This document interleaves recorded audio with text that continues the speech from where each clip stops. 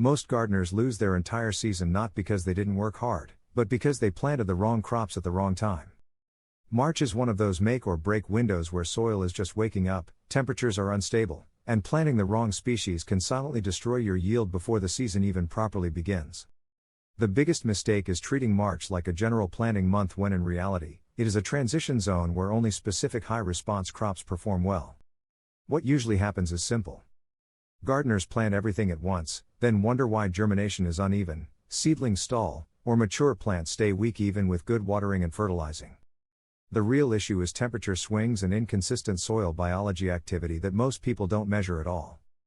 Before we go into the 8 high-yield crops that actually thrive in March, I want to mention something I use constantly when timing planting decisions.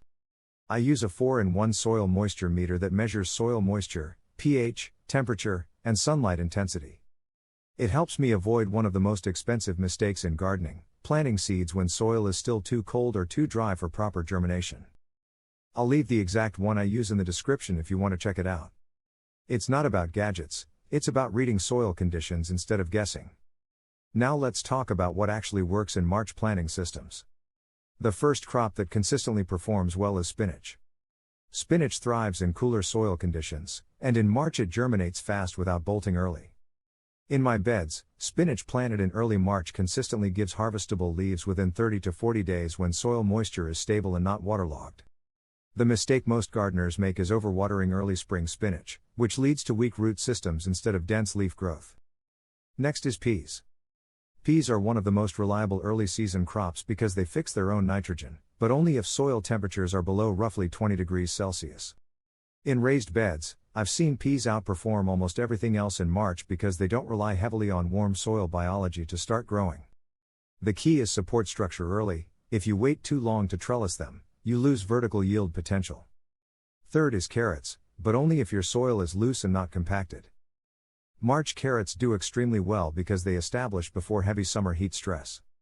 However, if your soil is even slightly compacted, you'll end up with stunted or forked roots. This is where many gardeners fail. They assume root crops are easy when in reality soil structure matters more than fertilizer.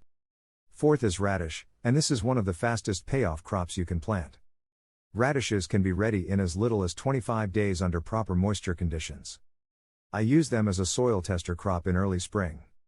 If radishes grow clean and fast, I know the soil is ready for more demanding crops.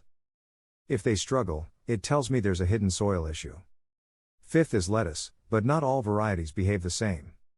Loose leaf lettuce varieties respond best in March because they don't require intense heat to form heads. In hydroponic setups or raised beds, lettuce becomes a reliable continuous harvest crop if moisture levels stay stable. Inconsistent watering is what causes bitterness and early bolting. Sixth is onions, particularly sets rather than seeds. March planting gives onions enough time to develop bulb size before peak summer stress. The mistake here is crowding. If onions are planted too close, bulb formation becomes restricted and you end up with small, unusable harvests. Seventh is kale, which is one of the most resilient high-yield crops in transitional months. Kale actually improves in flavor after mild stress, but only if the soil has consistent moisture. If conditions fluctuate too much, leaves become tough and growth slows significantly. I've seen kale survive conditions where most crops completely fail, which makes it a reliable backup crop for unpredictable March weather. Eighth is beets, which often get underestimated. Beets perform well in early spring because they develop both root and leaf systems simultaneously. However, the key mistake is nutrient imbalance. Too much nitrogen leads to huge leaves but small roots.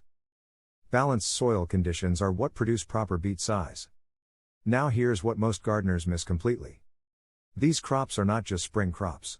They are soil condition dependent crops. March is not about the calendar.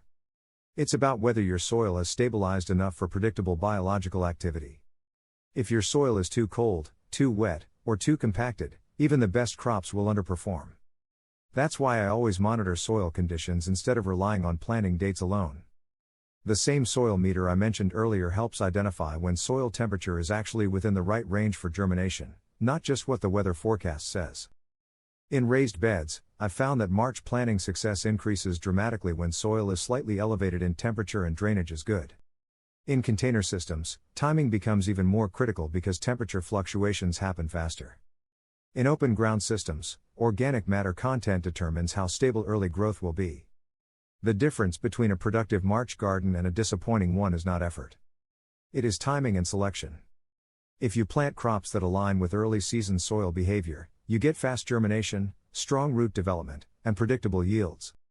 If you plant blindly, you end up fighting the soil all season. So when people say plant in March or regret it, the real message is this.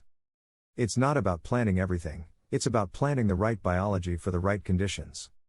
If you found this useful, subscribe to Farmogic for more real-world gardening strategies based on actual soil testing and field experience. And share this with someone still planting randomly in spring without understanding what their soil is actually ready for. The soil always responds, you just have to match it correctly.